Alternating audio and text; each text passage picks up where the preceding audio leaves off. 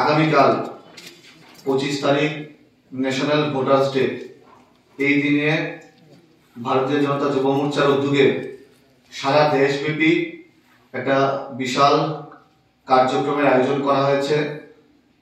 কার্যক্রমের নাম দেওয়া হয়েছে নব মতদাতা সম্মেলন, মানে যারা নতুন ভোটার আছে, নতুন ভোটারদেরকে নিয়ে সম্মেলন। সেই সম্মেলনকে সম্বোধন করবেন আমাদের দেশের যশস্বী প্রধানমন্ত্রী নরেন্দ্র মোদীজি।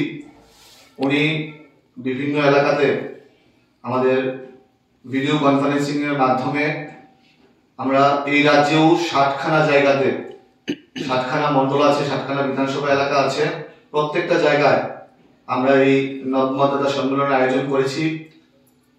সকাল 10টা থেকে প্রত্যেকটা বিধানসভা এলাকার বিভিন্ন প্রেক্ষাগৃহে এই অনুষ্ঠান শুরু হবে। আমরা বিভিন্ন কালচারাল অনুষ্ঠান রেখেছি। তারপর যারা লোকাল লিডার্সরা আছেন ওনারা সম্বোধন করবেন এবং ঠিক 11টা 5-এ দেশের যশস্বী প্রধানমন্ত্রী নরেন্দ্র মোদীজি এই অনুষ্ঠানকে সম্বোধন করবেন।